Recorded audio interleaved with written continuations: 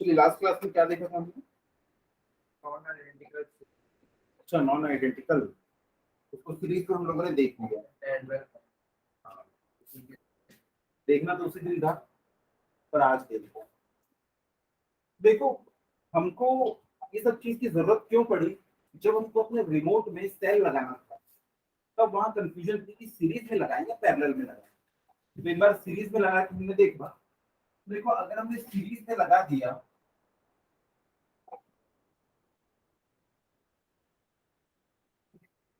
तो यहाँ पे हम लोगों ने देखा था कि ई इक्विवेलेंट क्या मिल रहा था। अगर ये E1 है, ये E2 है, ये E3 है और ये E4 है, तो हम लोगों ने देखा था ई इक्विवेलेंट कितना मिलता है? E1 plus E2 plus E3 plus E4। Line से जितने भी आप सेल लगा रहे हो सबके वोल्टेज ऐड करो, सीरीज की बात है। और इन सबके कुछ रेजिस्टेंस भी तो होंगे। हर सेल, हर बैटरी का एक रेजिस्टेंस होता है। तो आर इक्विवेलेंट जब सेल ही सीरीज में लगे हैं, तो उनका रेजिस्टेंस भी किसमें? सीरीज में। तो सबका रेजिस्टेंस भी जुड़ जाएगा, R1 plus R2 plus R3 plus R4। तो ये तो बहुत इजी। तो क्या सीरीज वाला क्वेश्चन आएगा एग्जाम में? नहीं आएगा। तो क्वेश्चन किसका आएगा? पैरेलल का भी नहीं आएगा, कॉम्बिनेशन का क्वेश्चन आएगा। चलो पहले देख लेते हैं कि पैरेलल क्या बला है। तो यहाँ पे देखो, एकदम सुंदर सा फॉर्मूला आएगा, मैं बता देता हूँ क्या आएगा। E equivalent E1 by R1 plus E2 by R2 upon 1 by R1 plus 1 by R2। छोटा सा सुंदर सा फॉर्मूला आएगा, ठीक है। तो ये फॉर्मूले तक कि हमको पहुंचना है। चलो सब हम लोग यहाँ पे लगा लेते हैं दो सेल्स को। देखो E1 E2 और इतना बड़ा आ रहा है, इसलिए मैं यहाँ पे ना 4-5 सेल नहीं लगा रहा हूँ, सिर्फ 2 ही सेल लगा रहा हूँ। देखो 2 ही सेल लगाऊंगा तो E1 प्लस E2 ऐसा आएगा। अगर मान लो 10 सेल हैं, तो आंसर में क्या हो जाएगा? Plus E3 by R3 plus E4 by R4 upon 1 plus 1 by R3 plus 1 by R4। तो फॉर्मूला बहुत लंबा ना दिखे, इसके सिर्फ मैं 2 ही सेल लूंगा।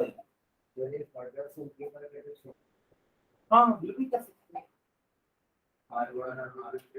हाँ ये तो आर इक्विवेलेंट है। देखो अभी पैरेलल में लगाने वाले हैं, तो जब सीरीज में लगाते हैं तो R1 प्लस R2 हो जाता है। और जब हम पैरेलल में लगाते हैं तो क्या होता है? 1 upon R equivalent is equals to 1 upon R1 plus 1 upon R2। ये आर इक्विवेलेंट ही है, इसको हम लोग डिस्कस करेंगे, बट फॉर्मूला ये है। तो चलो हम लोग यहाँ पे लगा रहे हैं 2 सेल को पैरेलल में।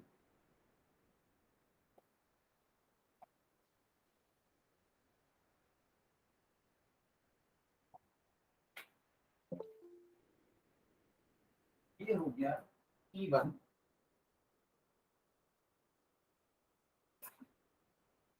ये हो गया E2, ये है R1 और ये है R2। अब जैसा कि हम देख पा रहे हैं कि हमने 2 सेल्स को यहाँ पे पैरेलल कनेक्शन में लगाया है। जब भी पैरेलल कनेक्शन होता है तो क्या डिस्ट्रीब्यूट हो जाता है? मिक्स ट्रांसफर आ रहे हैं, करंट डिस्ट्रीब्यूट हो जाता है। क्योंकि पैरेलल में लगाए आपने, यानी 2 वायर का आपने यूज किया, जैसे ही वायर चेंज होता है करंट चेंज हो जाता है। तो यहाँ पे देखिए करंट जो होगा वो क्या होगा? I is equal to I1 plus I2। चलिए I1 I2 क्या है भाई? ये सेल है, कोई भी सेल या बैटरी, इसके पॉजिटिव टर्मिनल से करंट बाहर निकलता है। इसको मैंने मान लिया I1 और इसको मैंने मान लिया I2।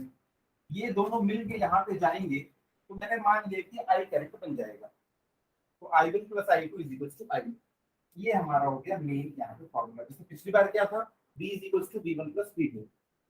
अब यहाँ पे देखो फॉर्मूला है हमारे पास में B is equal to E minus I R. ये वाला फॉर्मूला हम लोग यूज करते हैं पूरे के पूरे सेटअप के लिए। अगर मैं आपसे बोलूं कि इन दोनों का पोटेंशियल कितना होगा, तो वो V होगा। यहाँ पे करंट डिस्ट्रीब्यूट हो रहा है, यानी कि वोल्टेज क्या होगा? दोनों के अक्रॉस सेम होगा। देखो इसको मैंने ऐसा ऐसा लगाया है, मैं डायरेक्ट ऐसा भी तो लगा सकता हूँ। तो देखो ये इनका कॉमन पॉइंट, अगर ये इनका कॉमन पॉइंट है तो इसके ऊपर जब भी आप मल्टीमीटर रखोगे या वोल्ट मीटर, तो आपको एक ही रीडिंग तो शो करेगा। तो देखो ये वाली जो लाइन है ना, ये पूरी कॉमन लाइन है। आप चाहे यहाँ और यहाँ पे रख लो, चाहे यहाँ और यहाँ पे रख लो, आपको सेम शो करना है। तो ये दोनों किसमें होंगे, कॉमन पोटेंशियल में होंगे, वही हमको निकालना है। तो कॉमन पोटेंशियल कैसे आएगा, ये E1 है और ये E2 है, यहाँ से इन दोनों का कॉम्बिनेशन क्या होगा, एक E इक्विवेलेंट होगा। और रेजिस्टेंस पे देखो एक R1 और R2 है, तो इनका एक क्या होगा, R इक्विवेलेंट होगा। तो यहाँ पे हम लोगों को निकालना है एक फाइनल वोल्टेज, तो यहाँ पे होगा E equivalent minus I R equivalent. समझ में आ रहा है? तो देखो यहाँ पे I इक्विवेलेंट क्यों नहीं लिखा हमने, क्योंकि इसको ना कंबाइन करके हम एक ही बनाने वाले हैं। तो दोनों के खिलाफ एक यहाँ पे पोटेंशियल डिफरेंस और एक करंट, ये I निकलेगा यहाँ। तो देखो फॉर्मूला यही वाला हर बार लगाना है, यहाँ पे E इक्विवेलेंट और यहाँ पे R इक्विवेलेंट। पिछली बार भी हमने यही किया था, थोड़ी देर पहले याद है ना, यहाँ पे मैंने फॉर्मूला लिखा था E इक्विवेलेंट को और R इक्विवेलेंट का। बस यही दो चीजें हमको निकालनी पड़ती है, क्योंकि जैसे हम एक बैटरी खरीद के लाते हैं ना, उसका एक ईएमएफ होता है और उसका एक इंटरनल रेजिस्टेंस होता है। ये दो चीजें जो होती है फिक्स होती है। तो यहाँ पे देखो हम निकालते हैं, तो पहले सेल के लिए हम लोग निकालते हैं फॉर फर्स्ट सेल, ठीक है, फॉर फर्स्ट सेल। यहाँ पे मैं लिख सकता हूँ इसके अक्रॉस जो होगा B इज इक्वल टू क्या हो जाएगा, E1 माइनस I1 R1। देखो फिर से देखो मैं क्या बता रहा हूँ कि ये जो दोनों टर्मिनल है, इसको आप सीधे यहाँ भी जोड़ दोगे तो बात वही है। यहाँ पे जब आप मल्टीमीटर रखोगे तो आपको एक B शो कर रहा है, ये जो B शो कर रहा है वो इसके लिए भी कॉमन होगा और इसके लिए भी कॉमन होगा, या नहीं समझ में आ रही है? देखो भाई कोई भी दो अलग अलग चीजें अगर कॉमन पॉइंट पे जुड़ी हुई, ये देखो ये इस तरीके से अगर ये जुड़े हुए हैं, ये देखो ये दोनों टर्मिनल कहलाते हैं। यहाँ पे इसको ऐसा जोड़ने की बजाय मैं डायरेक्ट ऐसा भी तो जोड़ सकता हूँ, और इसको भी देखो डायरेक्ट ऐसा जोड़ सकता हूँ, डायग्राम ऐसा बनता है। अब यहाँ पे अगर आप एक वोल्टमीटर रखोगे तो आपको एक ही तो वोल्टेज मिलेगा, वही वोल्टेज में निकाल रहा हूँ। और देखो ये वाला जो पॉइंट है इसके लिए भी कॉमन है और इसके लिए भी कॉमन है, तो जो इसका होगा वही यहाँ पे मिलेगा, क्योंकि देखो दोनों किसमें पैरेलल में है, तो दोनों के अक्रॉस पोटेंशियल क्या होगा, कॉमन है। तो यहाँ पे देखो मैंने V लिखा है, यहाँ पे रखा मैंने V मिल रहा है, एक बार इसके टर्म्स में निकालूंगा, एक बार इसके टर्म्स, क्योंकि वोल्टेज कॉमन होगा, ट्रांसफर में करंट डिस्ट्रीब्यूट होगा, पोटेंशियल डिफरेंस क्या होगा, सेम होगा। बस इतना ही रूल याद रखना, जब भी पैरेलल में होते हैं तो पोटेंशियल डिफरेंस सेम होता है। तो देखो एक बार इसको मैंने ध्यान में रखा तो इसका E1 था, करंट I1 था और रेजिस्टेंस R1 था, तो मैंने लिखा V is equal to this. तो यहां से देखो I1 इज इक्वल टू हम क्या लिख सकते हैं, E1 minus V by R1। E को मैं इधर ले गया तो क्या हो गया, V माइनस E1, लेकिन ये माइनस में था, तो माइनस माइनस कट करने के लिए क्या किया, उल्टा कर दिया। यहाँ से I1 की वैल्यू निकालना कितनी ही आएगी। उसके बाद similarly for second cell, for second cell I2 is equal to क्या हो जाएगा, E2 minus V by R2। देखो एक फंडा याद रखना है कि जब भी पैरेलल में होते हैं तो उनका पोटेंशियल सेम होता है। एक बार इसके रिस्पेक्ट में निकाला, एक बार इसके रिस्पेक्ट में I1 और I2 की वैल्यू आ गई, उसको उठा के हम यहाँ पे पुट कर देते हैं। इसको मैंने नाम दे दिया इक्वेशन 1, ये इक्वेशन 2 और ये इक्वेशन 3। पुटिंग, अगले पेज में रख देता हूँ, पुटिंग 2 and 3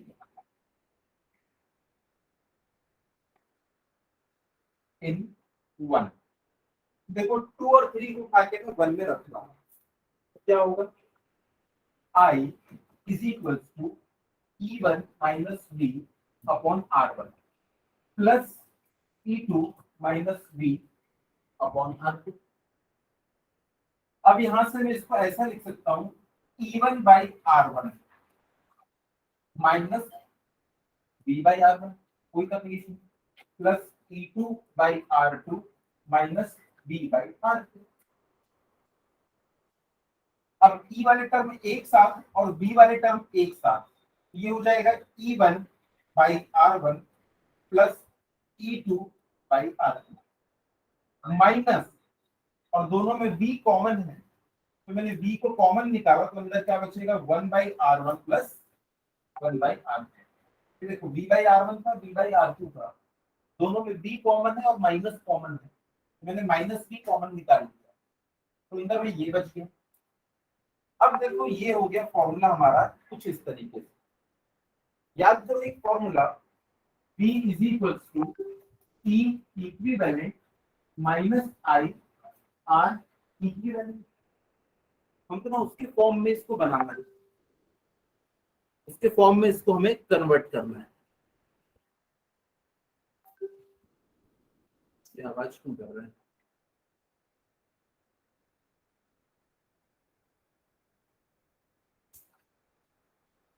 उसके फॉर्म में हमें कन्वर्ट करना है। उस फॉर्म में देखो बी अकेला, यहाँ पे हमको बी अकेला रखना पड़ेगा। तो मैंने क्या किया, इस पूरे टर्म को उठा के इधर ले गया तो वो पॉजिटिव हो जाएगा, और आई को उधर ले गया तो वो निगेटिव हो जाएगा। तो यहाँ से हम लिख सकते हैं B 1/R1 plus 1/R2 is equal to E1/R1 plus E2/R2 minus I. थोड़ा थोड़ा ऊपर वाले जैसे दिखने लगा। यहाँ पे देखो ये वाला जो टर्म है ये थोड़ा थोड़ा ई से मिलता जुलता है, ये वाला टर्म इससे मिलता जुलता है, ये वाला टर्म इससे मिलता जुलता है, लेकिन एग्जैक्टली वैसा बनाना है तो हम क्या करेंगे, इस साइड सिर्फ बी रखेंगे। अगर इस साइड का आपने सेम कर दिया तो LHS इक्वल टू RHS होती है, अगर आपने दोनों का LHS बराबर कर दिया तो RHS बराबर हो जाएगा। तो उसके लिए क्या करेंगे, पूरे ब्रैकेट को मैं यहाँ नीचे भेज देता हूँ, तो यहाँ से क्या हो जाएगा B is equal to E1/R1 plus E2/R2, पूरे के नीचे में ये पूरा ब्रैकेट ये हो जाएगा 1/R1 प्लस 1/R2 माइनस आई, इसके भी नीचे में ये ब्रैकेट आ जाएगा प्लस 1/R2। देखो दोनों टर्म्स के नीचे में वो ब्रैकेट आ चुका है, ये वाला ब्रैकेट उठा के इन दोनों के नीचे एक साथ लिख दिया, सेपरेट सेपरेट भी लिख सकते थे पर मैंने इकट्ठे लिख दिया। अब यहाँ पे आप ध्यान से देखो तो बिल्कुल इससे आप उसको कंपेयर कर सकते हो। ये वाले इक्वेशन में देखो लेफ्ट हैंड साइड में एक ही टर्म था बी, इधर भी बी, राइट हैंड साइड में देखो ई से रिलेटेड एक टर्म है ई इक्विवेलेंट, लेकिन वो अकेला है। और यहाँ पे भी देखो तो ये वाला जो टर्म हो जाएगा पूरा का पूरा, जब आप इससे कंपेयर करोगे तब आपको पता चलेगा कि ये पूरा का पूरा क्या है, ई इक्विवेलेंट है। ये वाला जो पूरा टर्म हमको दिख रहा है ये वाला पूरा का पूरा टर्म क्या हो जाएगा, ई इक्विवेलेंट। और ये वाला टर्म क्या होगा, आई आर इक्विवेलेंट। लेकिन ये वैसे दिख नहीं रहा है, आर तो नीचे में दिख रहा है, तो क्या करूं, इसका क्रॉस मल्टीप्लिकेशन करो तो ये क्या हो जाएगा R1 plus R2 upon R1 R2, और उस R1 R2 को ऊपर लेके जाए। ये ना थोड़ा थोड़ा इसके जैसे दिख नहीं रहा है, मल्टीप्लिकेशन में कुछ है, यहाँ तो डिवाइड में कुछ है, तो इसको मैं थोड़ा सा चेंज करता हूँ।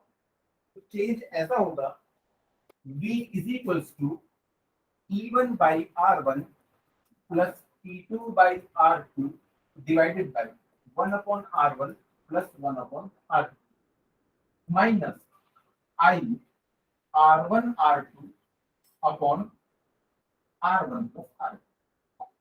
कैसे हुआ, इनका मैंने क्रॉस मल्टीप्लाई किया तो ये R1 plus R2 upon R1 R2 था, R1 R2 ऊपर चला गया। अब देखो ये वाली इक्वेशन,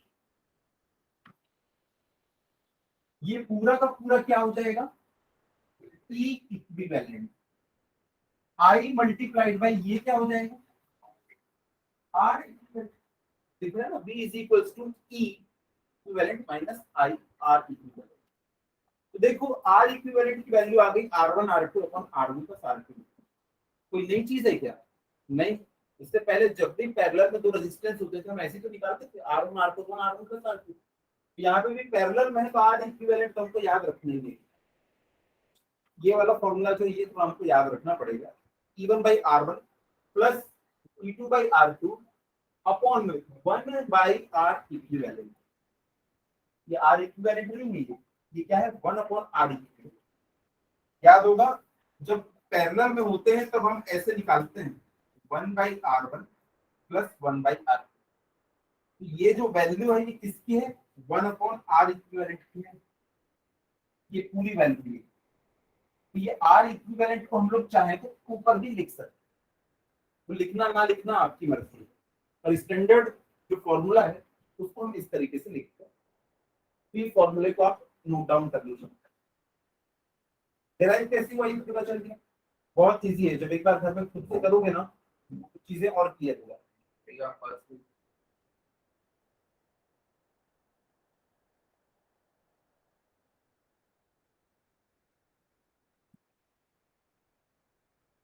तो हमने पता है यहाँ पे क्या निकाला है कि जब पैरेलल में होंगे कोई दो सेल तो वो कितना हमको वोल्टेज सप्लाई करेंगे, उनका इक्विवेलेंट ईएमएफ क्या होगा, वही हम लोगों ने यहाँ पे कैलकुलेट किया। हाँ हाँ, पोटेंशियल डिफरेंस। जब रेजिस्टेंस नहीं था तो हम लोग इसी को ईएमएफ कहते थे, पोटेंशियल डिफरेंस हम लोगों ने कैलकुलेट किया यहाँ पे। लेकिन हमने यहाँ पे ई इक्विवेलेंट भी फाइंड आउट किया, सिर्फ वी ही नहीं, ये तो पोटेंशियल डिफरेंस है, ई इक्विवेलेंट भी तो निकाला है, तो इक्विवेलेंट ईएमएफ हमने कैलकुलेट किया। तो आपको ये फॉर्मूला याद होना चाहिए।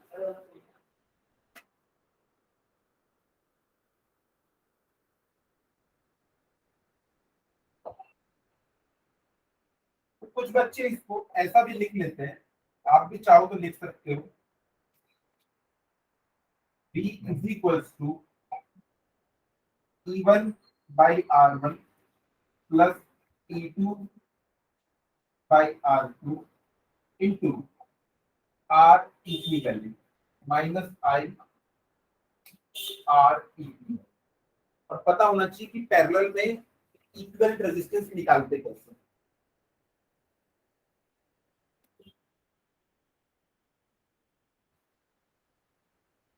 नेक्स्ट,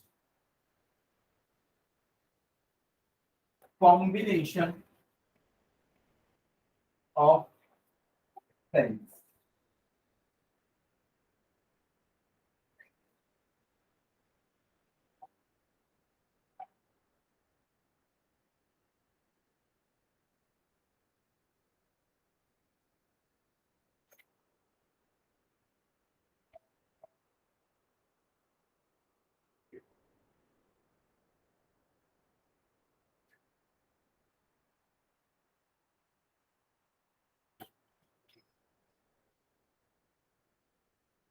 तो देखिए हम लोग यहाँ पे ऐसा एज्यूम कर रहे हैं, यहाँ पे मैंने तो 4 रेजिस्टेंस बनाए हैं, लेकिन हो सकता है कि हर रो में कितने रेजिस्टेंस हो, टोटल n रेजिस्टेंस हो। ठीक है, मैं यहाँ पे लिख दिया n resistor in each row, यानी कि यहाँ पे आपको टोटल कितने मिलेंगे n, इसमें भी n, इसमें भी n। अब ऐसी रो भी तो बहुत सारी हो सकती है, यहाँ पे तो मैंने सिर्फ 3 रो दिखाया है, हो सकता है कि ऐसी बहुत सारी row and total such m row, हर रो में n रेजिस्टेंस लगे हुए हैं और ऐसे टोटल m हमारे पास क्या है रोज। ये कॉम्बिनेशन कहलाता है, इसमें आपको सीरीज भी दिख रही है फिर पैरेलल भी दिख रहा है। तो इसमें हम कैसे निकालेंगे करंट की वैल्यू, इसमें हमको करंट निकालना होता है, सबसे इंपॉर्टेंट वही है कि इस कंडीशन में आप करंट की वैल्यू निकालिए। तो यहाँ पे हम करंट कैसे निकालेंगे, तो यहाँ पे देखो मैंने माना है कि सबका जो ईएमएफ है वो ई है, यानी कि यहाँ पे आइडेंटिकल सेल्स लगे हुए हैं। इस तरीके की क्वेश्चन में ना आपको आइडेंटिकल सेल ही देगा, मैक्सिमम केस में 99% केस में आपको आइडेंटिकल सेल देगा। तो यहाँ पे देखो अगर यहाँ पे टोटल n सेल लगे हुए हैं n, तो ई इक्विवेलेंट कितना हो जाएगा for a row, for a row n into E, एक सेल होता है तो ई, दो सेल होते हैं तो 2e, n सेल लगे हुए लाइन से, तो यहाँ पे कितना हो जाएगा इक्विवेलेंट ne। और अगर टोटल m रो है and equivalent for whole system. कितना हो जाएगा? देखो एक रो का जो पोटेंशियल सॉरी ईएमएफ है वो है ई इक्विवेलेंट एन इंटू ई, एक रो के लिए, और ऐसी एम रो लगी है तो कितना हो जाएगा?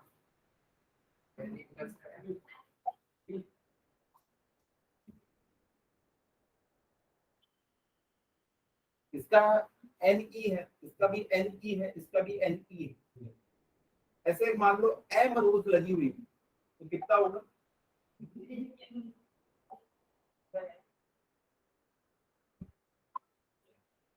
अभी थोड़ी देर पहले हम लोगों ने डिस्कस किया है, अरे अगर ये सीरीज में होते तो आप एन एम ई बोलते ना, एक का कितना है एन ई, अगर ऐसे सीरीज में लगते तो आप बोलते एम इंटू एन ई। नहीं समझ आ रहा? यहाँ पे देखो, ये चलो यहीं पे इसको मान लेते हैं कि टोटल कितना हो जाएगा इसका 4 इंटू ई, इसका भी 4 इंटू ई, इसका भी 4 इंटू ई, इसका भी 4 इंटू ई, तो कंबाइंड का कितना हो जाएगा?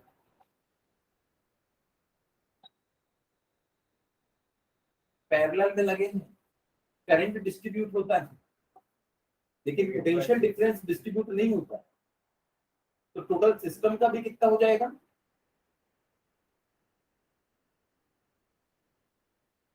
एक मिनट,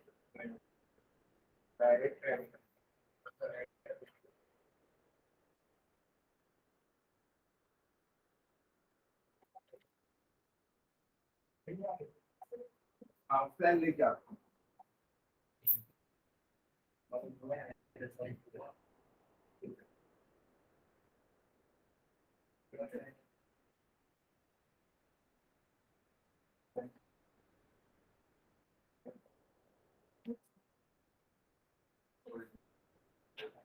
तो जब भी पैरेलल में होते हैं तो वोल्टेज डिफरेंस कॉमन होता है।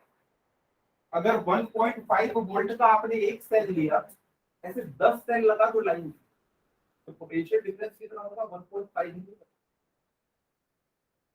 चलो एक बात बताओ, इसको मैं दूसरे तरीके से समझाता हूँ, ये चीज बार बार बतानी नहीं पड़नी चाहिए, बार बार चीज बतानी नहीं पड़नी चाहिए। अब देखो एक बात बताओ कि मान लो ये हमारा ना एक टैंक है, इसको मुझे फिल करना है। इसको फिल करने के लिए मैंने क्या किया, ये लगा दिया पंप 1, ये लगा दिया पंप 2, और ये लगा दिया मैंने पंप 3। ये यहाँ पे जो है पानी को डिस्चार्ज करता है, ठीक है? ये कहीं से भी पानी ले रहे होंगे, सेम लेवल पे रखे हुए हैं। अब बताओ अगर ये दो पंप नहीं होते, सिर्फ एक ही पंप था, तो यहाँ पे पानी जितने प्रेशर से आ रहा था, मान लो जो प्रेशर था वो कितना था? P था, लेकिन पानी कितना आ रहा था? मान लो Q पानी पर सेकेंड अंदर आ रहा था। मैंने दूसरा भी पंप चालू कर दिया, तो क्या पहले पंप से और प्रेशर से पानी आएगा? टैंक में भी कितने प्रेशर से पानी आएगा? P। दो पंप भी लगा दिए तो प्रेशर तो P है, लेकिन पानी की क्वांटिटी अब क्या हो गई? डबल हो गई। अब कितना हो जाएगा? अरे वैसे ही पैरेलल में आपने क्या किया है, दो सेल लगाए, तो पोटेंशियल डिफरेंस वही रहेगा, तो प्रेशर यहाँ पे, चार्ज बस डबल जाएगा। पैरेलल में है, ये भी ई, ये भी ई, ये भी ई, तो टोटल पोटेंशियल डिफरेंस कितना आएगा? ई ही आएगा। इसलिए तो हम लोग रिमोट में सीरीज में लगाते हैं, मालगाड़ी में इंजन देखो सीरीज में लगता है, क्योंकि आपको ज्यादा फोर्स वहां पे क्रिएट करना। वैसे यहाँ पे अगर आपने पैरेलल में लगाया है, पता है इसके अक्रॉस अगर वोल्टेज है 4E, इसके अक्रॉस भी 4E, इसके अक्रॉस भी 4E, सबको जोड़ दो, इसके अक्रॉस भी कितना होगा? 4E। ये चीज भूलना नहीं, हम लोग क्लास के बाद एक्सपेरिमेंट करके देख लेंगे। 2-3 बैटरी है मेरे पास, उनको रखेंगे पैरेलल, पहले सिंगल सिंगल का चेक करेंगे, फिर पैरेलल में लगा के देखेंगे कितना आ रहा है। पर अभी मोरल ऑफ द स्टोरी क्या है, ये जितना पोटेंशियल डिफरेंस है इसका भी वही और इसका भी वही, क्योंकि देखो इसको हम लोग ना ऐसा रिड्यूस कर सकते हैं। ये जो मैंने यहाँ पे बैटरीज लगाई हैं, ये देखो इसका हो गया कितना? 4E, इसका हो गया कितना? 4E, और इसका भी हो गया क्या 4E, इसके अक्रॉस 4E आ रहा है, इसके अक्रॉस 4E, इसके अक्रॉस 4E, तो सब जुड़े हुए हैं, तो इनकी टर्मिनल का भी कितना होगा, आप इसके अक्रॉस देख लो, यहाँ पे भी क्या आएगा 4E। याद रखना, अगर आपने एक सेल ऐसा लगा के रखा होगा, एक सेल ऐसा लगा के रखा, मान लो इसका वोल्टेज है 3 वोल्ट और इसका है कितना, मान लो 10 वोल्ट फॉर एग्जाम्पल। अगर इसका वोल्टेज 10 वोल्ट, तो आपको यहाँ पे जो टर्मिनल होगा, यहाँ पे क्या होगा, भले ये 10 वोल्ट है और ये 3 वोल्ट है, जैसे आपने इसको सर्किट में जोड़ दिया, अब आपको इसके अक्रॉस भी सेम मिलेगा, इसके अक्रॉस भी सेम मिलेगा, और यहाँ कहीं पे भी रख दो आपको सेम मिलेगा। और वो वैल्यू कितनी होगी, अभी हम लोगों ने जो फॉर्मूला निकाला ना, उससे पता चलेगा कितना मिलेगा। दिख रहा है 10, पर उतना 10 नहीं रह जाएगा, उससे कम या ज्यादा कुछ भी हो सकता है। पर जो इस देखो, मैंने यहाँ पे मल्टीमीटर रखा, जो दिखाएगा यहाँ पे भी रखूंगा तो वही दिखाएगा, और यहाँ पे रखूंगा तो वही दिखाएगा, क्योंकि वायर तो एक ही है ना, उसमें जो चार्ज जो फ्लो हो रहे हैं वो तो कॉमन ही है, चाहे आप यहाँ रखो, चाहे यहाँ, चाहे यहाँ, चाहे यहाँ, आपको सेम पोटेंशियल डिफरेंस दिखाएगा। ये वाली चीज भूलना नहीं कि जब भी पैरेलल में होते हैं तब पोटेंशियल डिफरेंस क्या होता है, सेम होता है। तो इसके अक्रॉस है NE, इसके अक्रॉस है NE, इसके अक्रॉस NE, टोटल के अक्रॉस कितना होगा NE, क्योंकि पैरेलल में है। तो पैरेलल में है तो ये देखो ये कितना आ गया NE, लेकिन इसके अक्रॉस जो रेजिस्टेंस होगा वो कितना होगा N into R, R plus R plus R plus R, 4R हो गया, और अगर N लगे तो N इंटू R। यहाँ पे हम लिख सकते हैं R equivalent of 1 row is equals to कितना हो जाएगा NR, हो गया नहीं? इस रो का है NR, इसका है NR और इसका भी है NR, और ऐसी M रोज लगी हुई है। तो कोई बच्चा बता सकता है कि for M rows R equivalent for M rows कितना हो जाएगा, बिल्कुल 1/R equivalent is equal to हो जाएगा 1/NR plus 1/NR plus 1/NR, ऐसा M times 1/NR plus 1/NR कितना हो जाएगा 2/NR। तो ये कितना हो जाएगा M/NR। तो यहां से दोनों साइड उल्टा कर दो, R equivalent is equals to NR/M, ये R इसे बता रहा हूँ, एक रो का है N इंटू R और ऐसी M रो लगी हुई है पैरेलल में। पैरेलल में होते हैं तो रेजिस्टेंस हम कैसे निकालते हैं, 1/, तो पहली रो का था NR, दूसरी का NR, तीसरी का NR, तो पैरेलल में है तो इस तरीके से हम इक्विवेलेंट निकालते हैं। तो R इक्विवेलेंट हो गया NR/M। कितना क्लियर है? तो यहाँ पे देखो, अब हमारा ये जो पूरा का पूरा है ये कुछ इस तरीके से कन्वर्ट हो,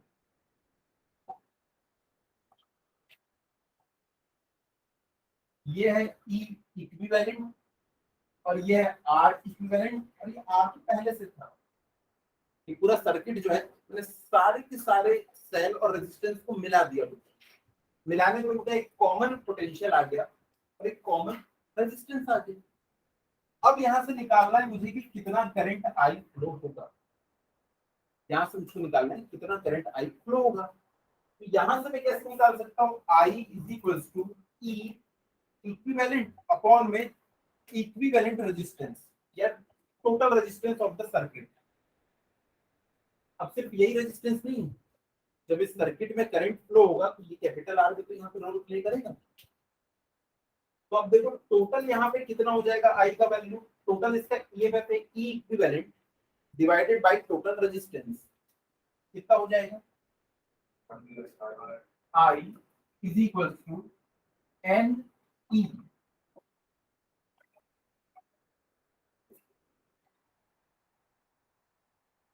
NE upon NR R by M plus R. थोड़ी देर पहले हमने रेजिस्टेंस निकाला है, ये आर इक्विवेलेंट कितना, एन आर बाई एम। तो ये जो है एन आर बाई एम है, लेकिन सीरीज में एक और तो लगाओ ना कैपिटल आर, तो टोटल रेजिस्टेंस को इसको जोड़ना पड़ेगा। तो इसको हम लोग क्या लिख सकते हैं, I is equal to M, इससे मल्टीप्लाई होगा, क्रॉस मल्टीप्लाई, नीचे एम हो जाएगा तो ऊपर चला जाएगा, ये हो जाएगा M N E upon N R plus M R. कोई भी डाउट हो, कोई भी समस्या हो तो प्लीज बताइए। यहाँ तक पहुंच लो। तो एक बार वो बता दो कि m by nr कैसे है। एम बाई एन आर कैसे आएगा, ठीक। तो देखो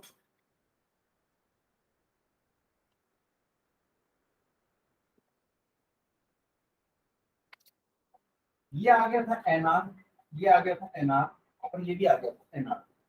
लेकिन सिर्फ 3 रो नहीं है, ऐसी कितनी रो है, एम रोज है, एम रोज है, एम रोज।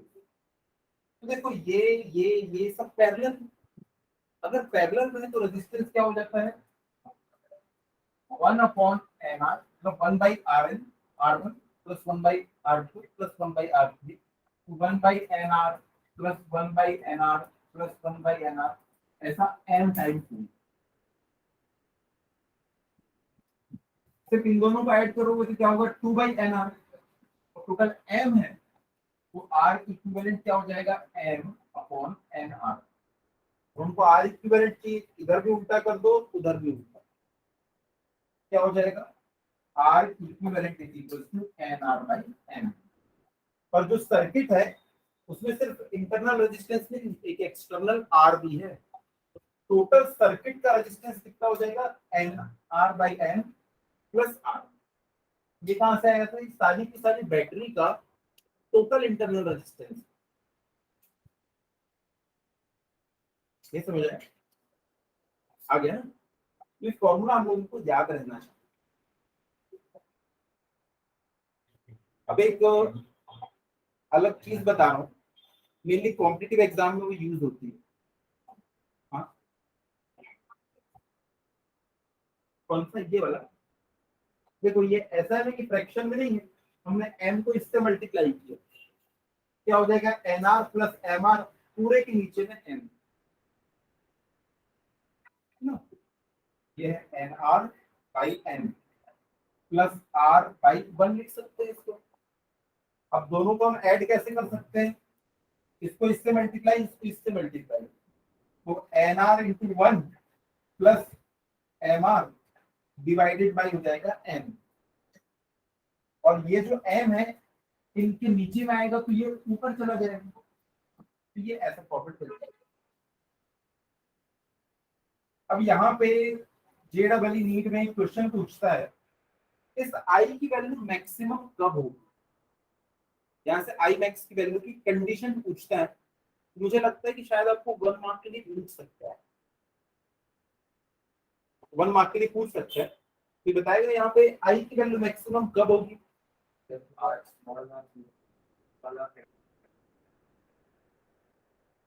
जब क्या नेग्लिजिबल हो, एन आर की वैल्यू नेग्लिजिबल हो, और अगर ये बहुत ज्यादा हुआ तो सब कम हो, ज्यादा मिले ही नहीं, नहीं उसको हमको पूरा सॉल्व करना है। देखो इस कंडीशन में अगर आपके पास एक नंबर ऑफ सेल्स दे दिए हैं, नंबर ऑफ रोज है, और एक पर्टिकुलर आर आपको दिया हुआ, पता है आपके पास एक नंबर ऑफ सेल्स है, आप इसको कैसे अरेंज करें, कितनी रो कितना कॉलम बनाए, एन और एम की वैल्यू ऐसे एडजस्ट करना है आपको। आपके पास बहुत सारे सेल, आप उनसे देखो, मेरे पास बहुत सारे बेंच हैं, number of row number of column अपने हिसाब से बना सकते हैं। अगर मान लो मुझे कितने बच्चे बैठाने, 16 बच्चे बैठाने, तो 2/8 बना सकता हूँ, या 4/4 बना सकता हूँ, या 8/2 बना सकता हूँ, 1/16 बना सकता हूँ। तो एन और एम की वैल्यू पे देखो पूरा डिपेंड कर रहा है कि कितने आप सेल की रो कितने कॉलम बना रहे हो। तो यहाँ पे आंसर भी उसके टर्म्स में आना चाहिए। तो यहाँ पे देखो आई की वैल्यू मैक्सिमम कब होगी for I max, for I max. इसके लिए क्या होगा, N R plus M R should be, क्या होना चाहिए, ज्यादा से ज्यादा होना चाहिए कि कम से कम होना चाहिए, कम से कम। डिनोमिनेटर जितना छोटा होगा ना आई की वैल्यू उतनी ज्यादा होगी। तो इसको मैं लिख रहा हूं N R plus M R should be equal to क्या, मिनिमम, इनकी जो भी मिनिमम वैल्यू पॉसिबल है। अब देखो इसको मैं कैसे ब्रेक कर सकता हूँ, इसका एग्जांपल यहाँ दे रहा हूँ।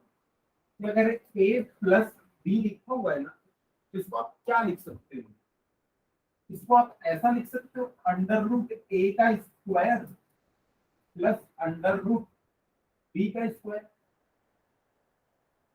किसी को तकलीफ हुई ऐसा लिखने में?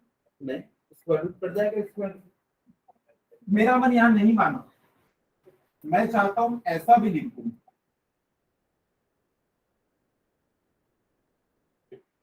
Minus 2 under root A B plus 2 under root A B. Same चीज से माइनस, सेम चीज से प्लस किया, स्क्वायर से ये कट जाएगा, आखिरी में वही बचेगा ए प्लस, कोई प्रॉब्लम नहीं। पर यहाँ पे अगर आप ध्यान से देखो, ये क्या है, 2 इंटू रूट ए इंटू रूट बी, तो ये कुछ एक फॉर्मूला दिख रहा है।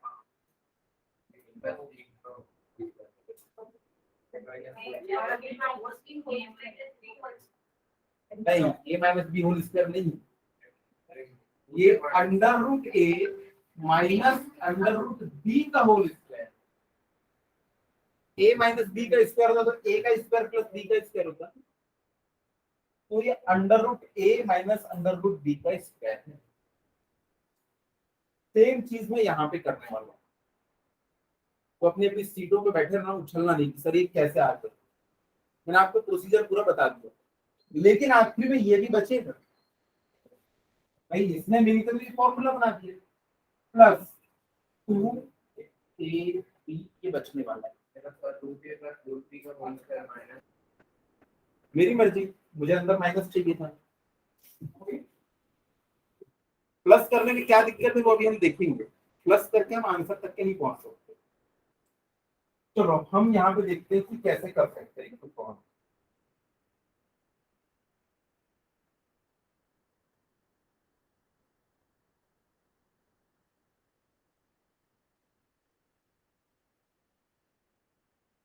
यहाँ पे मैंने कर लिया N R square plus M R के रूट का स्क्वायर माइनस 2, यहाँ पे पता है क्या बचेगा, N R into M R, जैसे ए और बी लिखा था ना वहां पे, हमारा ए क्या है एन आर, तो यहाँ पे N R M R plus 2 N R M R. अब इसको मैं क्या लिख सकता हूँ, अंडर रूट एन आर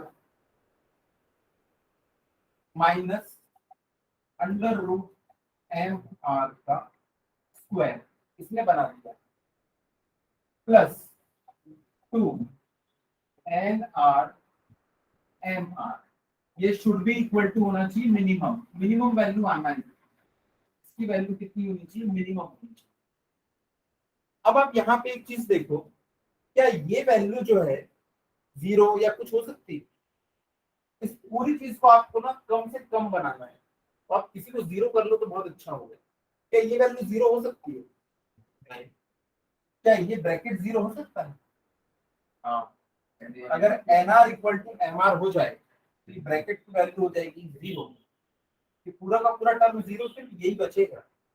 तो इसकी मिनिमम वैल्यू क्या पॉसिबल होगी, जब ये 0 हो जाए, क्योंकि नेगेटिव तो हो नहीं सकता क्योंकि बाहर में स्क्वायर लगा होगा। तो इसकी मिनिमम वैल्यू, तो बच्चा एक बार पिछली बार बोला था, तो सर कितना अच्छा हो ये निगेटिव हो जाए, कितना निगेटिव हो जाए कि बिल्कुल इसके बराबर हो जाए, कट जाएगा तो 0 आ जाएगी। मैंने बोला ये दिख रहा है, ये स्क्वायर, स्क्वायर के कारण इसकी वैल्यू नेगेटिव तो नहीं हो सकती, तो यहाँ पे देखो ये वैल्यू तभी मिनिमम पॉसिबल है जब ये मिनिमम हो,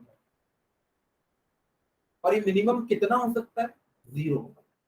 नेगेटिव जा नहीं सकता क्योंकि ऊपर में स्क्वायर लगा हुआ है। तो इसकी वैल्यू 0 कब पॉसिबल है, जब N R is equal to क्या हो जाए, एम आर।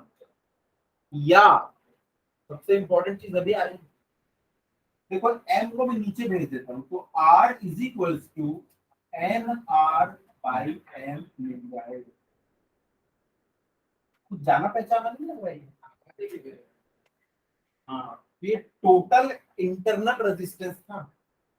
तो जब एक्सटर्नल रेजिस्टेंस की वैल्यू टोटल इंटरनल रेजिस्टेंस की वैल्यू के बराबर होती है, तो हमको सर्किट में क्या मिलता है, मैक्सिमम करंट। तो लिख लीजिएगा, तो क्या ये लिखे। अच्छा अभी कथा देख रहे थे, तो इसको नोट कर लो, इंपॉर्टेंट चीज है। और पीछे और चलो कॉम्बिनेशन एक बार फिर से बताऊं, नोट हो गया।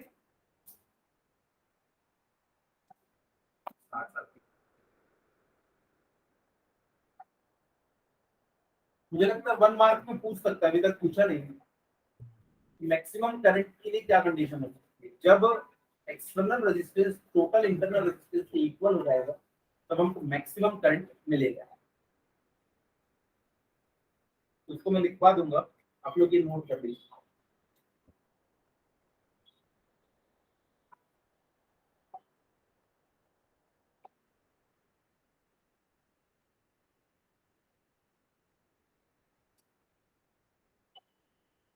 हो गया।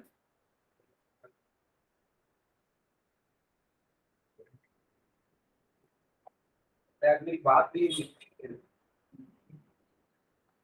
बोले, जो बता रहा हूँ पढ़ा क्या कितना ऑब्जेक्ट बात आज मेरे लॉ बताती ही आने।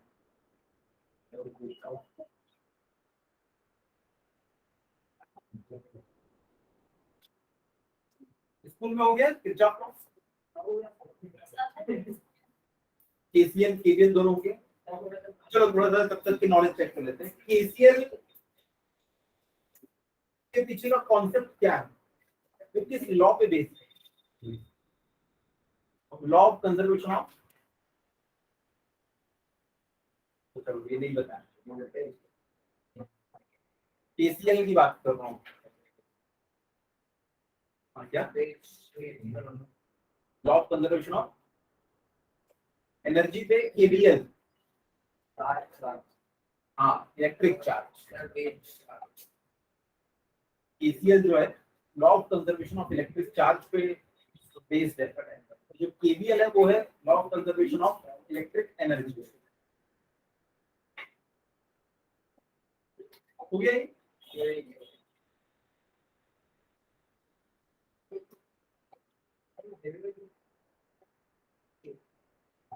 हाँ एक मिनट नोट कर लें।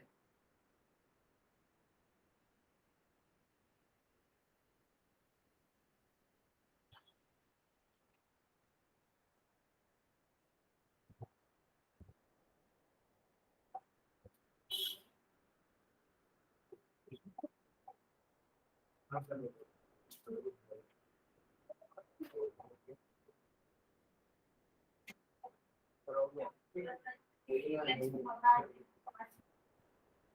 तो उधर खुला है क्या? हाँ इधर तो खोल दो, थोड़ी दोनों साइड को थोड़ा खुला रखो।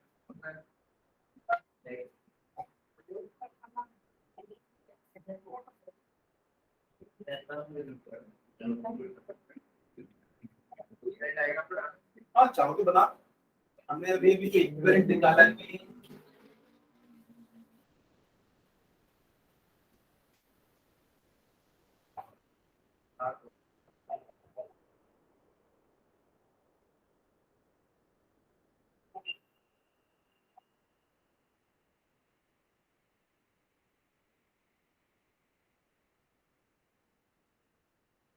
अच्छा यहाँ पे, अच्छा केवीएल किसके लिए डिफाइंड होता है,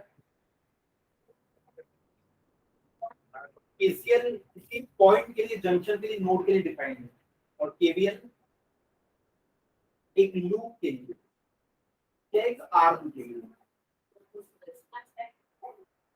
पुनः पुनः लग रहा है,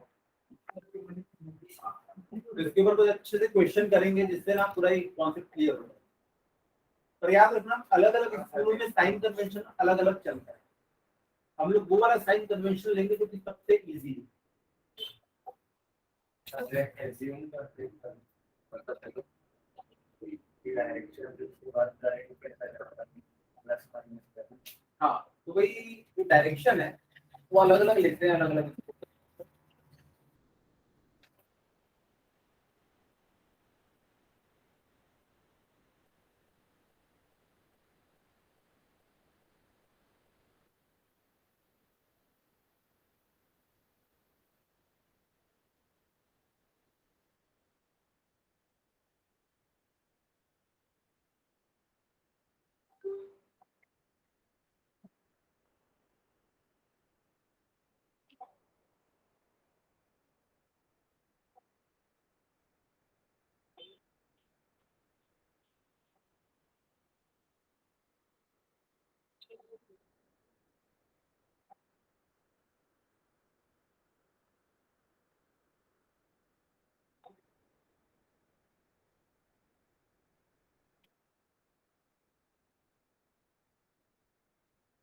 okay,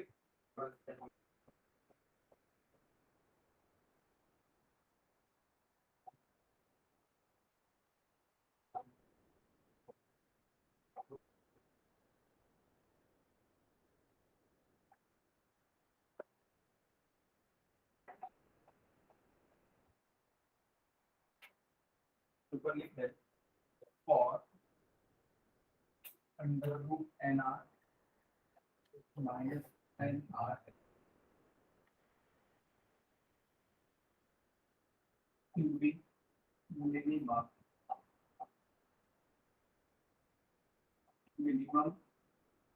value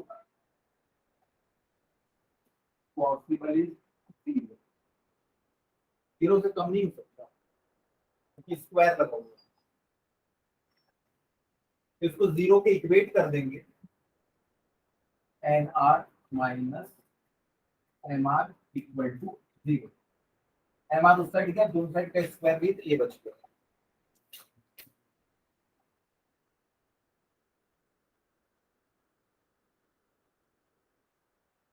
conclusion,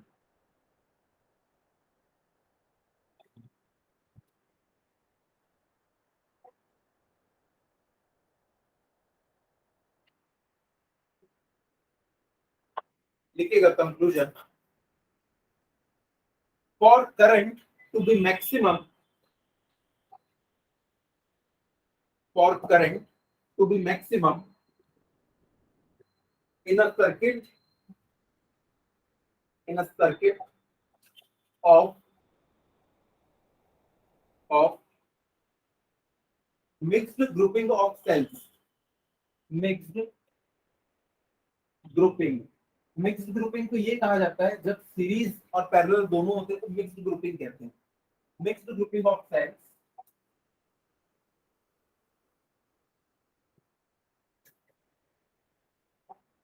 the total internal resistance of cells, the total internal resistance of cells should be equal to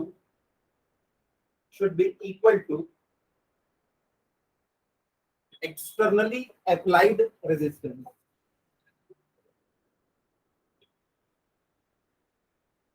Externally applied resistance.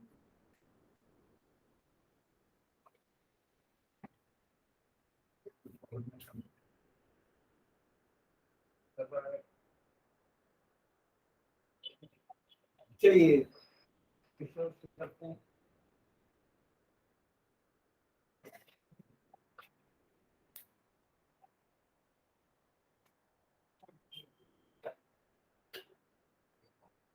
To cells E1 and E2, question note कीजिएगा। Two cells E1 and E2 in the given circuit diagram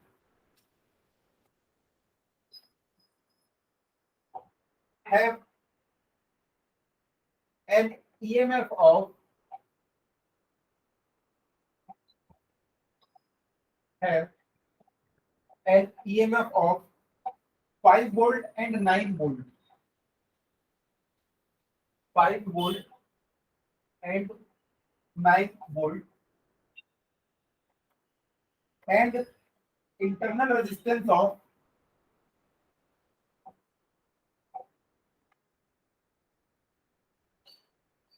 0.3 ohm and 1.2 ohm.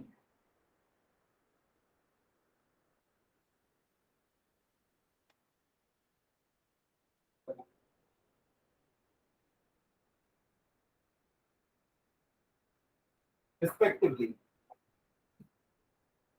Calculate the value of current. Calculate the value of current through the resistance of 3 ohm.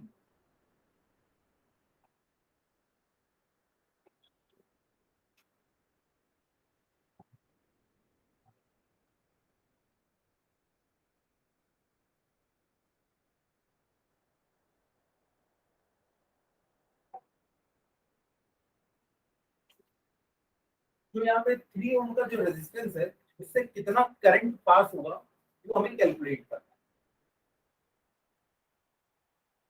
है। बिना discussion किए हुए बनाइए। Diagram बिल्कुल सही बना है, डायग्राम पे डाउट ना करें, सॉल्व करना शुरू करें। हाँ, इसमें कुछ मैंने फंसने वाली चीजें दी हैं, उसको गलत मत समझिए, सॉल्व करना शुरू कीजिए।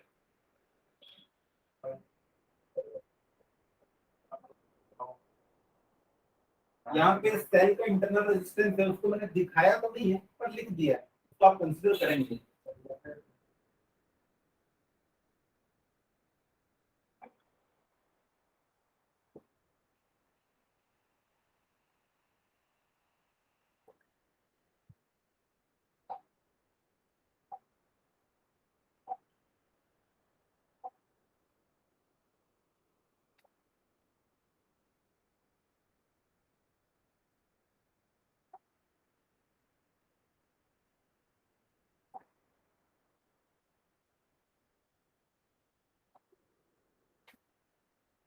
चलो आगे आंसर।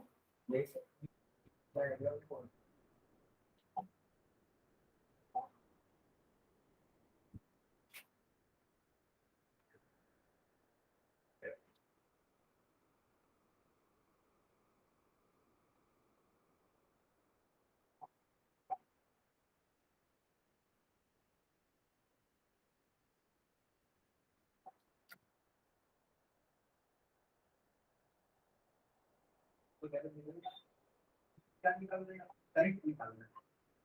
क्या पूरे डायग्राम में कहीं भी करंट दिख रहा है? करंट की वैल्यू निकालने के लिए आपको पूरे सर्किट का एक इक्विवेलेंट ईएमएफ और इक्विवेलेंट रेजिस्टेंस टाइम निकालना है। देखो यहाँ पे तो कितने सारे हम को लिख रहे हैं, हमको मिला एक कॉम्बिनेशन मतलब कंबाइंड करके एक, इसकी वजह क्या वर्क करेगा, और इतने सारे रेजिस्टेंस में सीरीज में पैरेलल में इन सब का एक बना दिया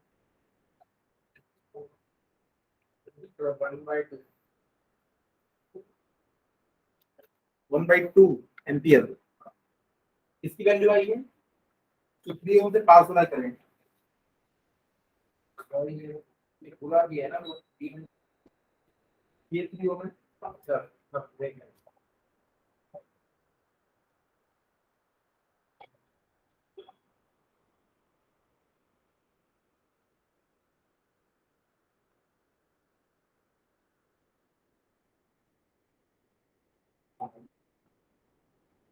अच्छा प्राजक्ता, ये सीरीज में है या पैरेलल में दोनों जो सेल हैं? पैरेलल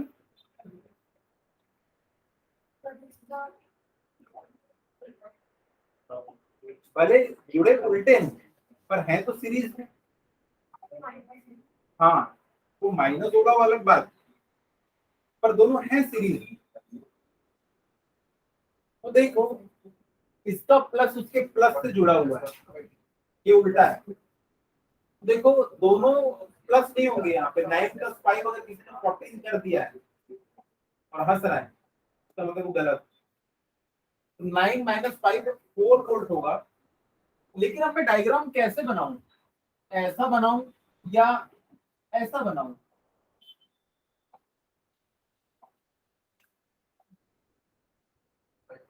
वो 9 वोल्ट है, वो 5 वोल्ट है, तो इनका करंट क्या होगा? 4 वोल्ट, क्योंकि ये दोनों देखो अपोजिट है। तो 9 - 5 होगा 4 वोल्ट। पर सेल में ऐसा बनाऊं कि ऐसा बनाऊं? जो बड़ा वाला है वहां पे उसके जैसे बनाना है। तो देखो यहाँ पे बड़े वाले में क्या है, पॉजिटिव साइड है, तो मैं पॉजिटिव साइड वाला बनाऊंगा।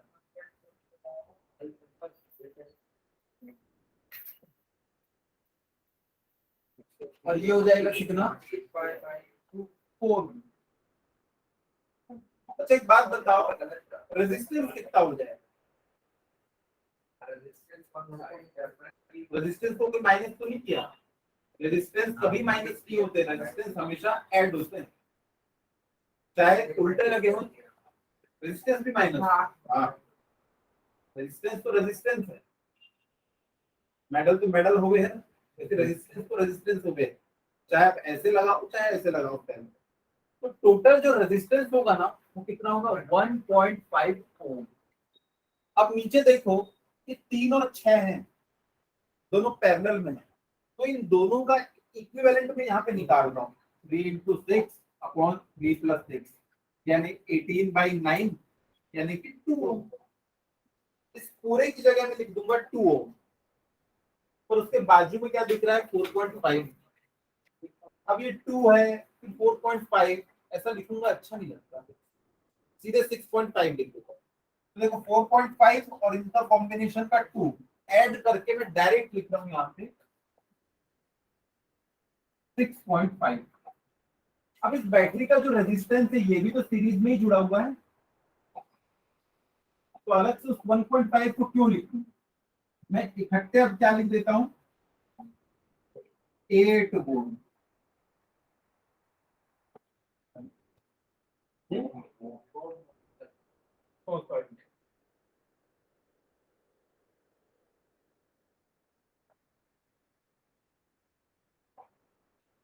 देखो कितना सुंदर दिख रहा है डायग्राम।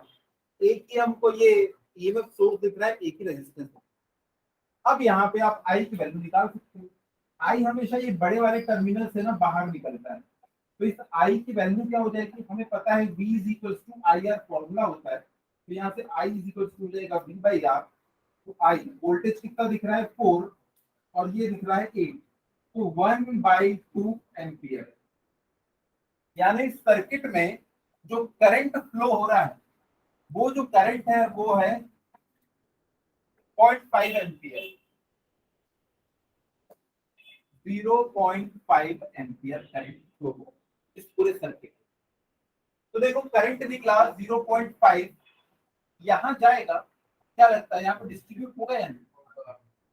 डिस्ट्रीब्यूट हो जाएगा, कुछ यहाँ चला जाएगा कुछ यहाँ चला जाएगा। पर वो कैसे निकालें? देखो, हाँ बताओ। 1 ऊपर जाएगा 2 नीचे आएगा। हाँ वो शॉर्टकट अभी बताने वाला हूँ, पर निकाल के बताओ यहाँ पे कितना आएगा। वो निकालने के लिए हमको क्या करना पड़ेगा? इसके अक्रॉस पहले तो वोल्टेज निकालना पड़ेगा। देखो टोटल वोल्टेज कितना है? 4 वोल्ट है। तो देखो इनका कॉम्बिनेशन जो है उसका वोल्टेज है 4 वोल्ट। यहाँ पे मैं इसको चेंज कर रहा हूँ अभी, 4 वोल्ट 1.5 ओम।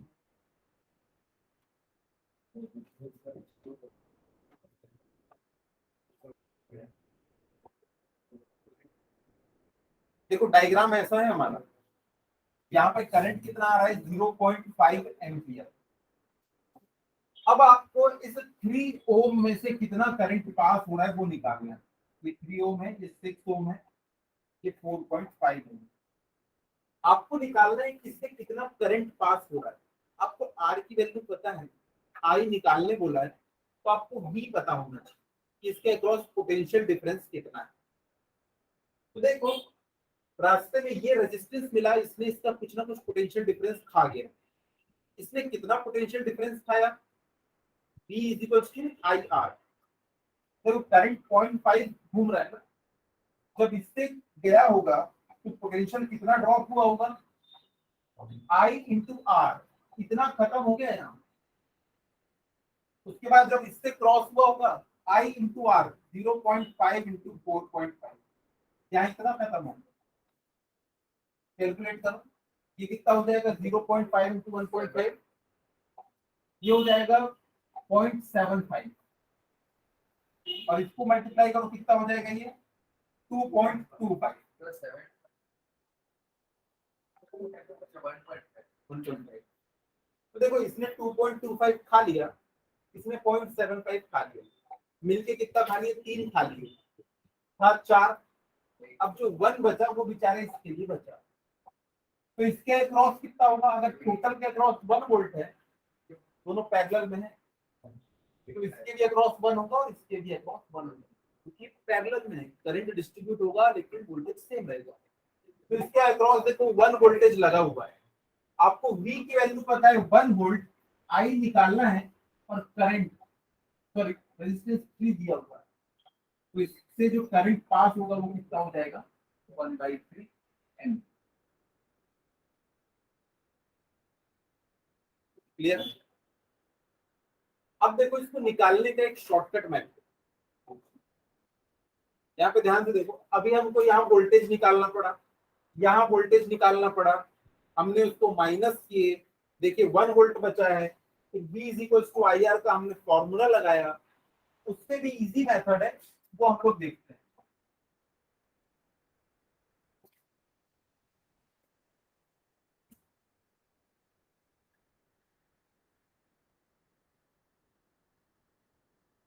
ये है 3 ओम और ये 6 ओम। करंट चला आ रहा है कितना? 0.5 एम्पियर। जो करंट आ रहा होता है 0.5 एम्पियर, यहाँ से देखो यहाँ पे भी तो 0.5 एम्पियर ही जाएगा, 0.5 एम्पियर जाएगा। या इसको हम क्या बोल सकते हैं? 1/2 बोल सकते हैं। तो अगर आपको दो रेजिस्टेंस दिख रहे हैं और निकालना है कि इससे कितना करंट पास होगा, मान लो ये है I1, ये क्या हो जाएगा? R1, और इससे पास होने वाला करंट है I2, और ये क्या है? R2। तो जब आपको I1 निकालना होता है तो आप क्या करते हैं?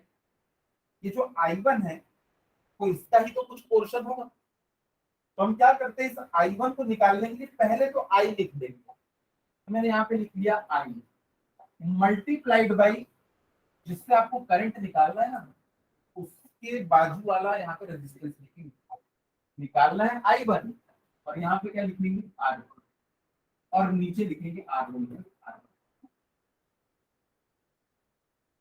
हो जाए तो देखिए क्या हो जाएगा यहाँ पे? ये तो था 0.5 इंटू R2 कितना है? 6। नीचे कितना हो जाएगा? 9। तो देखो 0.5 इंटू 6 3 हो जाएगा, और 3/9 कितना होता है? 1/3। तो थोड़ी देर पहले आंसर भी हमारा क्या है? 1/3। तो देखो इस मेथड में हमको करना कुछ नहीं है, हमको I1 निकालना है, I into R2 upon R1 plus R2 करके आंसर निकालना है। तो उसको 3x 6x ले लो, दोनों को ऐड कर दो, 8/9x 1/6x/9। बहुत सारे मेथड निकाले। मतलब रेजिस्टेंस का रेशियो हाँ, लेकिन इनवर्सली डिपेंड करता है, क्योंकि हमको पता है V is equals to I R है, तो I इज इक्वल्स टू क्या हो जाएगा? V by R. दोनों के लिए पोटेंशियल सेम है, यानी कि I is inversely proportional to R, यानी कि I1 by I2 is equals to R2 by R1। इसलिए जब हम I1 निकाल रहे हैं तो सामने R2 रखना है। जितना ज्यादा R2 होगा ना उतना ज्यादा I1 होगा। ये नहीं जानना है, सिर्फ फॉर्मूला आप लोग को पता होना चाहिए, ये वाला फॉर्मूला। तो हमने यहाँ पे निकाल दिया कि कितना करंट इससे पास होगा। ठीक है, सॉल्व हो गया था क्वेश्चन।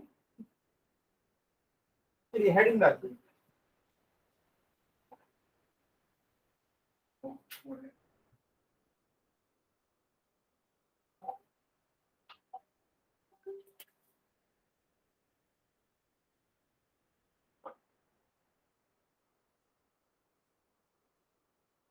अभी KCL भी किरचॉफ्स करंट लॉ क्या हुआ? तो देखो जब भी हम सर्किट पढ़ते हैं ना, तो हम लोगों को सर्किट में कुछ नोड्स मिलते हैं या जंक्शन मिलते हैं। नोड या जंक्शन का वो मतलब होता है जहां से अलग अलग ब्रांचेस पैदा हो रही हैं। तो देखो क्या ये एक नोड है? नहीं, ये तो एक ही वायर जा रहा है। पर ये एक नोड है, यहाँ से एक अलग ब्रांच, एक अलग ब्रांच। तो यहाँ तो बहुत इजी था, बस दो अलग अलग जगह करंट जा रहा है।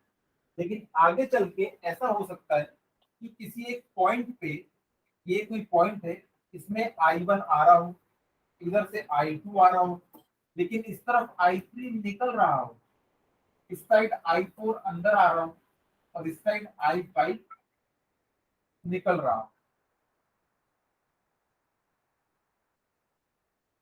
ऐसा भी पॉसिबल है। तो यहाँ पे ये जो है ये कहलाता है नोड। नोड वो होता है जहां पे दो या दो से ज्यादा ब्रांचेस मिलती है।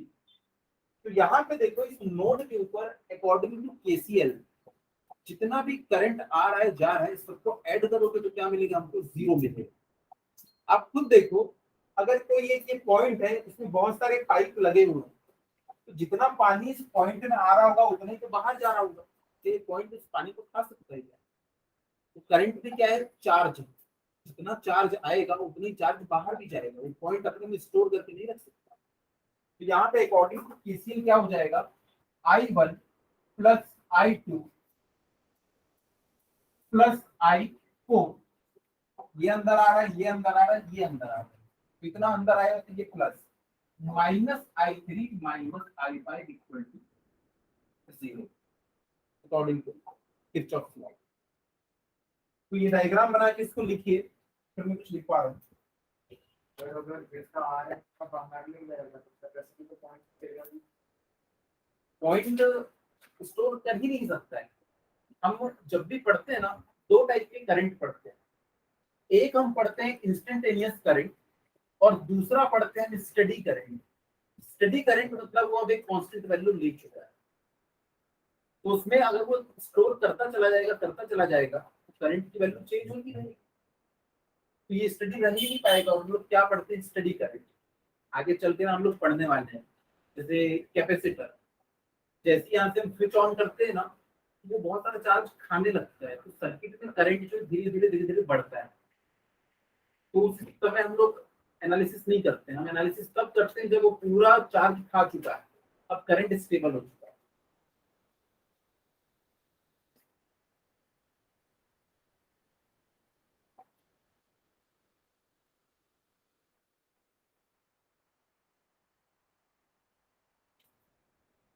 ठीक है, तो केसीएल किरचॉफ करंट लॉ नाम सबको पता होगा, लिखिएगा।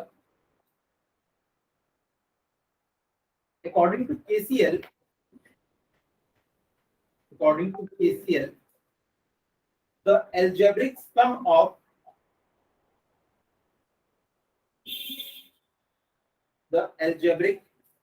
of current meeting at the junction, current meeting at the junction is equals to zero. Is equals to zero. Next time लिखिएगा साइन कन्वेंशन। साइन कन्वेंशन हमारा क्या रहेगा? पॉइंट के अंदर जो करंट आ रहा है वो पॉजिटिव, जो बाहर निकल रहा है वो नेगेटिव। इसी को लिख लीजिएगा sign convention number 1। Inward current bracket में incoming current, inward current bracket में incoming current bracket close is considered as positive, is considered as positive. Second लिखिएगा outward current, outward current bracket में लिखिएगा outgoing current is considered as positive, sorry हाँ negative.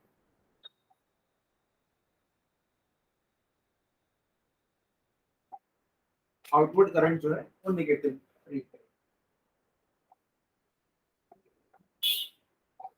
ये तो बहुत easy है, ये तो आराम से हो जाएगा। अब नंबर 2 लिखिए केवीएल।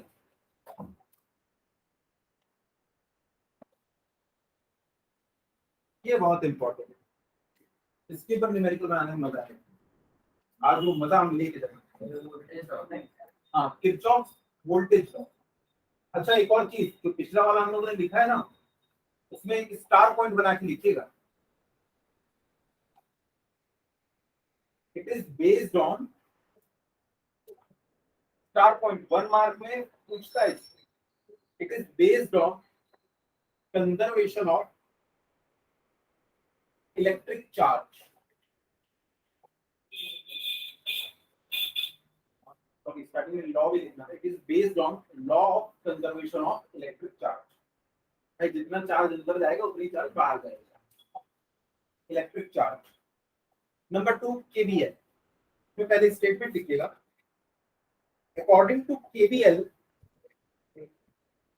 हाँ, अकॉर्डिंग टू केवीएल यानी Kirchhoff voltage law,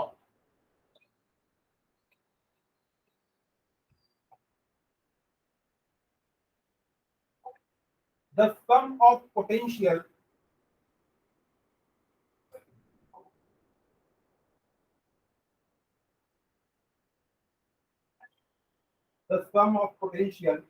in a closed path, bracket में loop, LOOP, loop of electric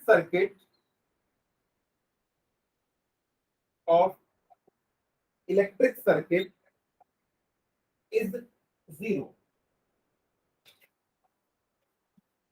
is zero।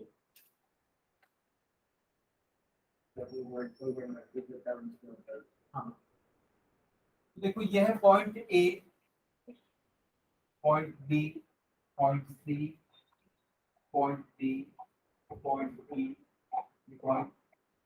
इसने कितनी खतरनाक बात कही है, देखो वो ये कह रहा है कि किसी एक क्लोज्ड लूप में, यहाँ पे हमको देखो क्लोज लूप दिखाई दे रहे हैं। कितने क्लोज लूप दिख रहे हैं? 3। पहला लूप है ये वाला, दूसरा लूप है ये नीचे वाला, और तीसरा लूप है ये वाला। आप तीनों में से कोई सा भी लूप यहाँ पे ले सकते हैं। तो ये कह रहा है कि अगर हम किसी पॉइंट से स्टार्ट करें वोल्टेज को काउंट करना और वापस उसी पॉइंट पे पहुंच जाएं तो हमको 0 मिलेगा। ये बात, अरे ए के ऊपर वोल्टेज कितना था, ए, बोल रहा है हम इसके ऊपर घूम के आ जाएंगे ना यहाँ तक के, तो हमको वी ए ही मिलने वाला है, यानी कि चेंज इन पोटेंशियल 0। अरे जब वी ए के ऊपर ही हम वापस आ रहे हैं तो हमको तो वी ए ही मिलेगा। केवीएल का कहना है अगर किसी क्लोज्ड सर्किट में अगर आप किसी पॉइंट से चलना शुरू करते हैं और वापस उसी पॉइंट पे आ जाते हैं तो आपको पता है पोटेंशियल डिफरेंस 0 मिलेगा। तो हमको पहले से पता था भाई पॉइंट ए पे वोल्टेज कितना है, वी ए। तुम कहीं से भी घूम के आओ तो पॉइंट तो वही है, उसका वोल्टेज भी वही रहेगा। तो यहाँ पे देखो, अब हमको सर्किट में घूमना है, ध्यान से देखो तब समझ में आएगा। अगली बार इसको रिवाइज भी करा दूंगा, लेकिन अभी एक बेस बन जाएगा, लिखो मत, समझते रहो। तो यहाँ पे देखो, मतलब उस पॉइंट में अगर वापस आ जाएंगे तो हाँ, तो चेंज इन पोटेंशियल 0 हो जाएगा। भाई इस पॉइंट पे जो पोटेंशियल था तो वापस उस पे आओगे तो पोटेंशियल तो वही मिल रहा है, लेकिन इस दौरान हमको क्या हो जाएगा, कई सारे बैटरी और कई सारे रेजिस्टेंस से क्रॉस होने का मौका मिलेगा। और अगर हमारे पास ये लॉ है कि इस पे आने पे पोटेंशियल वापस 0 हो जाता है, तो इसका हम फायदा उठा। अब यहाँ पे देखो हम क्या करेंगे, क्वेश्चन में जब भी ऐसा सर्किट देगा तो करंट की डायरेक्शन भी देगा, और अगर नहीं दिया तो हम एज्यूम कर लेंगे। और पता है कुछ भी एज्यूम कर लेंगे, जो मन करेगा वो एज्यूम करेगा। अगर आंसर हमारा निगेटिव में आया ना तो हम मान लेंगे कि हमने गलत डायरेक्शन एज्यूम किए थे, और उसको लिख देंगे कि ये डायरेक्शन हमने जो एज्यूम की थी वो गलत थी, इसको उल्टा डायरेक्शन में एज्यूम किया गया। लास्ट टाइम बस इतना मेंशन कर देंगे, तो हम एकदम फ्री हैं, किसी भी डायरेक्शन में करंट का डायरेक्शन मान सकते हैं। बिल्कुल कर सकते हैं, एग्जाम में हम यही करेंगे, एग्जाम में करेंगे। लेकिन जहां पे क्लियर दिख रहा है वहां पे ऐसा नहीं करेंगे, करके दिखाऊंगा मैं उसको। अब यहाँ पे देखो ये पॉजिटिव टर्मिनल है, तो करंट बाहर निकलेगा। तो यहाँ पे जो करंट बाहर निकलेगा उसको मैंने नाम दे दिया क्या, I1। यहाँ पे भी करंट इसी डायरेक्शन में बाहर निकलेगा, तो मैंने इसको क्या नाम दे दिया, I2। अब यहाँ से I2 और यहाँ से I1, अब यहाँ जाएंगे, मैंने मान लिया कि यहाँ पे जो करंट का डायरेक्शन है वो I2, ठीक है ना। तो इसका डायरेक्शन क्या हो गया, मैंने मान लिया कि इसका डायरेक्शन है इस तरफ, और ऐसा हमको मानना ही पड़ेगा। अगर मैंने इसको भी इधर मान लिया तो भाई इनकमिंग दिख रहा है, आउटगोइंग तो कुछ है ही नहीं, तो आखिर में क्या होगा, ये नेगेटिव ही आएगा। अब देखो, इसको मैंने मान लिया रेजिस्टेंस R1 है, ये रेजिस्टेंस R2 है, ये रेजिस्टेंस R2। अब देखो, ये जो डायरेक्शन दिख रही है ग्रीन वाली, ये किसकी डायरेक्शन है, करंट की डायरेक्शन। याद रखना यहाँ पे ना दो अलग अलग डायरेक्शन होंगी, एक डायरेक्शन होगी किसकी, करंट की, और दूसरी डायरेक्शन किसकी होगी, मेरी। भाई तुम किसी गार्डन में जाते हो, तुम्हें ऐसे चक्कर लगाने हैं या ऐसे चक्कर लगाने हैं, क्या आपके ऊपर डिपेंड करता है। तो मेरी एक अलग डायरेक्शन होगी, करंट की एक अलग डायरेक्शन है। कई बार मैं करंट के डायरेक्शन में ही चलूंगा, कई बार अपोजिट डायरेक्शन में चलूंगा।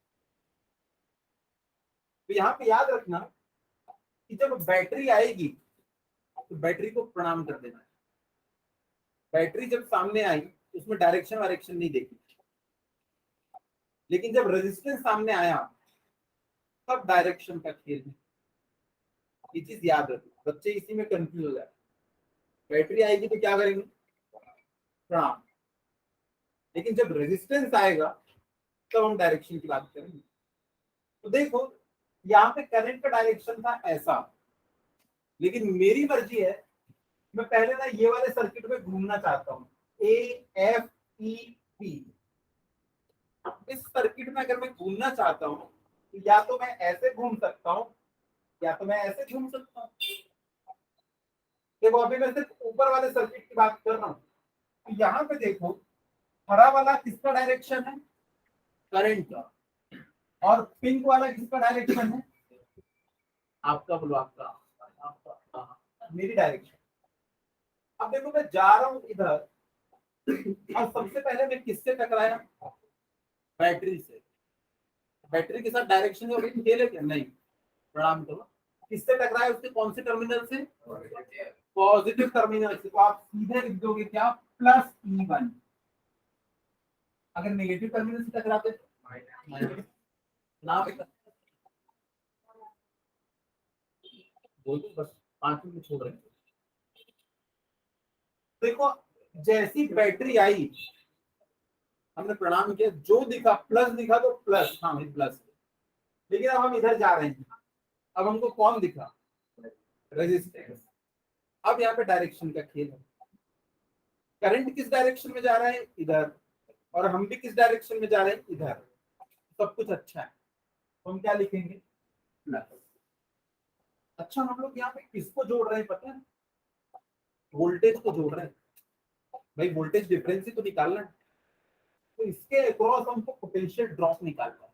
तो पोटेंशियल ड्रॉप कितना हो जाएगा,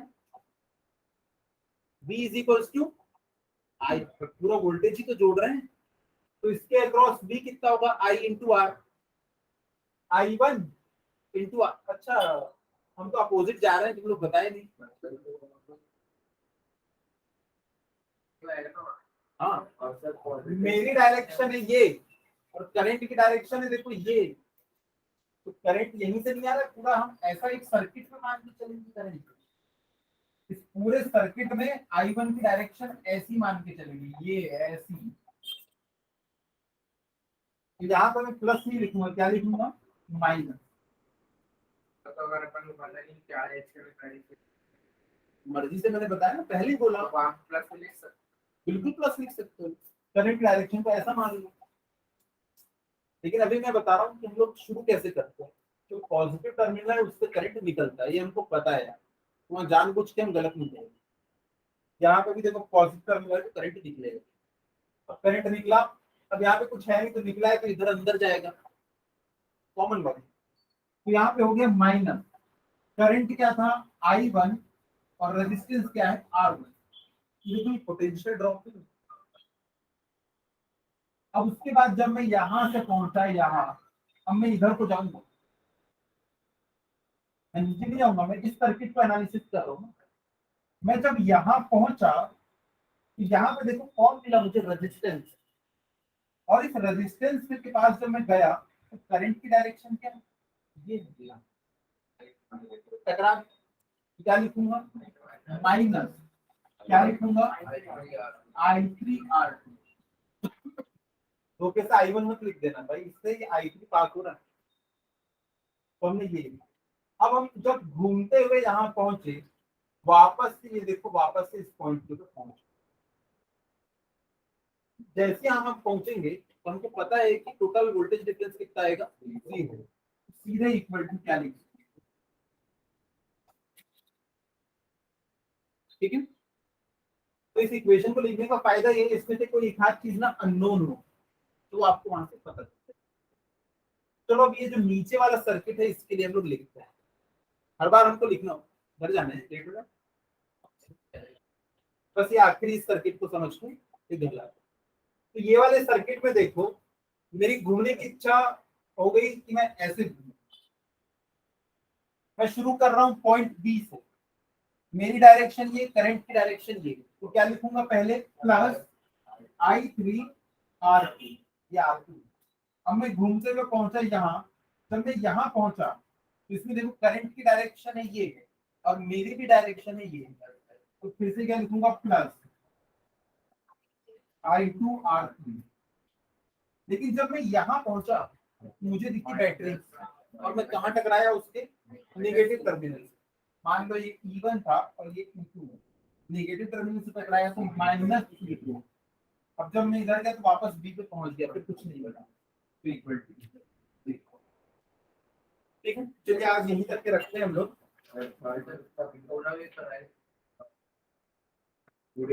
अगली बार भी छोड़ते हैं उसको। चलो चलो भागो।